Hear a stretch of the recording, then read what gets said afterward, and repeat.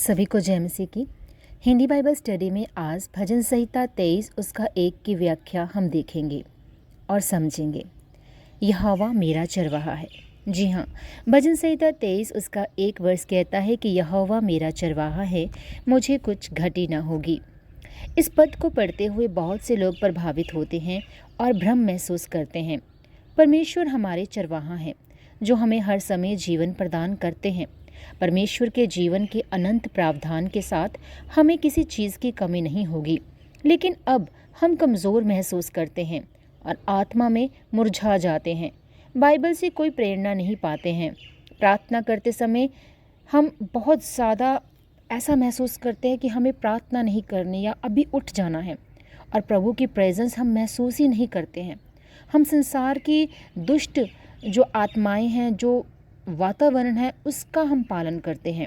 शरीर के सुखों का हम लालच करते हैं और पाप से घृणा नहीं करते हैं, क्योंकि हम ऐसी स्थिति में जी रहे हैं। क्या परमेश्वर अब भी हमारे चरवाहा हैं?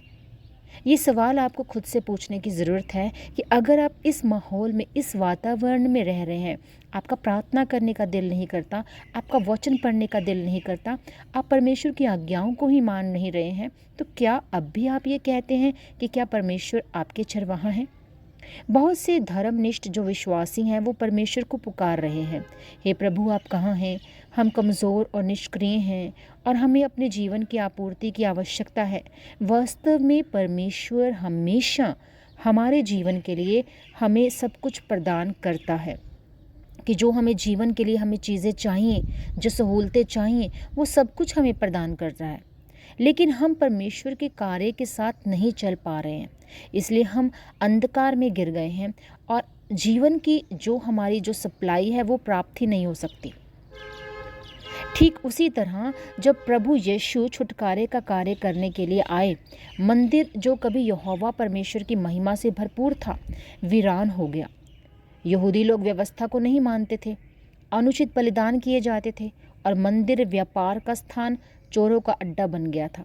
उन्होंने परमेश्वर के प्रावधान को खो दिया था और अंधकार में गिर गए थे। आज हम लोग भी इसी तरह से अपने जीवन को जी रहे हैं और अंधकार में गिर गए हैं। ऐसा इसलिए था क्योंकि प्रभु यीशु ने पहले ही देह धारण कर लिया था, अनुग्रह के युग का उद्घाटन किया था और मानव जाति को छुटकारा दिलाने का कार्य किया था, और पवित्र आत्मा का कार्य व्यवस्था के युग से अनुग्रह के युग में चला गया था। जिन लोगों ने प्रभु यीशु के छुटकारे के कार्य को स्वीकार किया, उन्होंने पवित्र आत्मा का कार्य प्राप्त किया और जीवन में पोषण प्राप्त किया। जिन लोगों ने प्रभु यीशु के कार्य को स्वीकार नहीं किया था, उनका विरोध भी किया गया, उन्हें पवित्र आत्मा के कार्य के द्वारा हटा दिया गया। उन्होंने परमेश्वर के जीवन की आपूर्ति खो दी और वे केवल अंधकार और वीरानगी में गिर गए और उसी में अपना जीवन अभी भी जी रहे हैं। अब हम अंतिम दिनों के छोर पर हैं। बड़ी आपदाएं शुरू हो चुकी हैं और प्रभु की वापसी की भविष्यवाणियां पूरी हो चुकी हैं। प्रभु यीशु पहले ही लौट आए हैं और उन्होंने उन सबों को शुद्ध करने और बचाने के लिए जो अंत के दिनों के परमेश्वर के कार्य को स्वीकार करते हैं, सत्य व्यक्त किया है और परमेश्वर के घर से शुरू होने वाले न्याय के कार्य को किया है। पवित्र आत्मा का कार्य अंत के दिनों में परमेश्वर के कार्य में ट्रांसफर हो गया है, मतलब स्थानांतरित हो गया है, बदल गया है। जो लोग परमेश्वर के अंत के दिनों के कार्य को स्वीकार करते हैं, वे पवित्र आत्मा के कार्य को प्राप्त करते हैं और जीवन के जीवित जल से सिंचित और पोषित होते हैं, मतलब पलते हैं, बढ़ते हैं, फूलते हैं, फैलते हैं, मतलब उनका विकास होता है और उनकी आत्माएं सेटिस्फाई रहती हैं, संतुष्ट होती हैं। हालांकि जो लोग अंत के दिनों के परमेश्वर के कार्य को निगलेक्ट करते हैं, नकारते हैं, नहीं में लेकर जाते हैं कि नहीं, परमेश्वर के ये अंत के कार्य नहीं है, यहाँ तक कि उनका विरोध और निंदा करते हैं, उन्होंने पवित्र आत्मा के कार्य को खो दिया है। उन्हें जीवन के जीवित जल की जो सप्लाई है, जो आपूर्ति है, वो नहीं की जा सकती और वे अंधकार और वीरानगी में गिर गए हैं। इसलिए यदि आप और हम पवित्र आत्मा के कार्य और जीवन के जीवित जल के सिंचन और आपूर्ति को प्राप्त करना चाहते हैं, तो हमें प्रभु यीशु की वापसी का स्वागत करना चाहिए, अपने सच्चे चरवाहे को खोजना चाहिए और अंत के दिनों में परमेश्वर के कार्य को स्वीकार करना चाहिए। तभी हमारी आध्यात्मिक जो स्पिरिचुअल हमारी जो वीकनेस है और जो नेगेटिविटी की जो प्रॉब्लम्स से हम जड़ हमारे जीवन में जो जकड़ी हुई है उसको हम दूर कर सकते हैं। उस समय ये एक व्यवहारिक होगा, एक बिहेवियर ऐसा होगा हमारा परमेश्वर के प्रति कि यहोवा, यस यहोवा मेरा चरवाहा है, मुझे कुछ घटी ना होगी, फिर हम ऐसा बोल सकते हैं।